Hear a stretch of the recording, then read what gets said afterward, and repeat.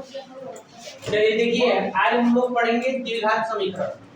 ठीक, मैथ के chapter number 4। ठीक ना।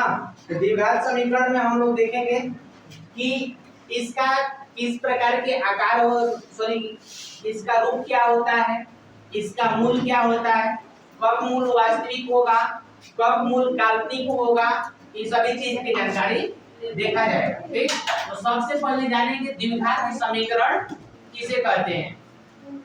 बिना देखे और ध्यान से कर। द्विघात समीकरण जो होता है द्विघात बहुपदी से बना होता है। ठीक, द्विघात बहुपद जो होता है, आप लोग द्विघात बहुपद पढ़ चुके हैं दूसरा चैप्टर में, तो द्विघात बहुपद से ही बना हुआ है। देखिए, बीजगणित के वह प्रश्न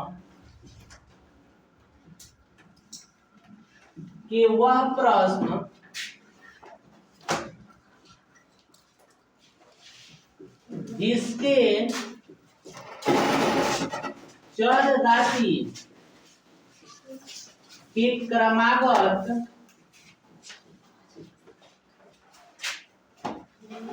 घात 2 हो, उसे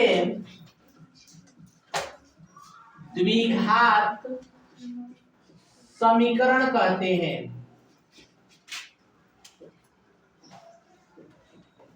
जैसे आप लोग देखेंगे द्विघात समीकरण के रूप ax square plus bx plus c बराबर 0। उसके बाद a इज नॉट इक्वल 0, ये होता है इसका रूप। इसी प्रकार का द्विघात समीकरण होता है। ठीक, उसके बाद हम लोग देखेंगे द्विघात समीकरण के घात बराबर 2 होता है। द्विघात समीकरण के घात कितना होता है? 2 होता है। ठीक, द्विघात समीकरण के मूल कहिए या शून्यांक कहिए, 2 होता है। कितना होता है? द्विघात बहुपद के मूल कहिए या शून्यांक कहिए, 2 ही होता है। ठीक, तो द्विघात बीजगणित के वह प्रश्न जिसके चर राशि के क्रमागत घात 2 हो, उसे द्विघात समीकरण कहते हैं। द्विघात समीकरण के रूप होता है ax square plus bx plus c बराबर 0, a इज नॉट इक्वल 0। ठीक, द्विघात समीकरण के घात बराबर 2 होता है। ठीक, द्विघात समीकरण के मूल या शून्यांक भी 2 होता है। ठीक ना।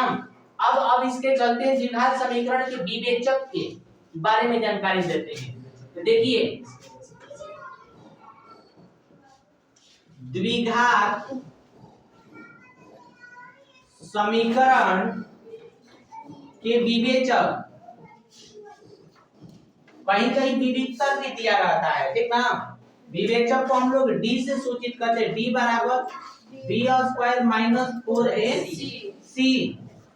ठीक, देखिए केस नंबर फर्स्ट,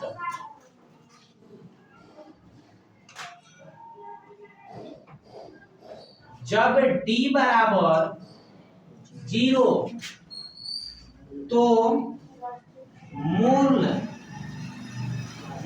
वास्तविक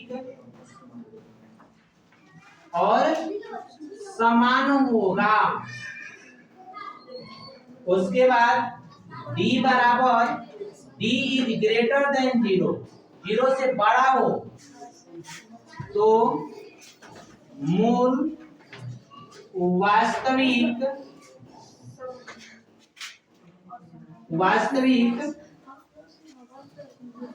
और समान होगा। उसके बाद d इज लेस देन 0, जब 0 से d छोटा हो जाए, माइनस में मिल जाए, तो समीकरण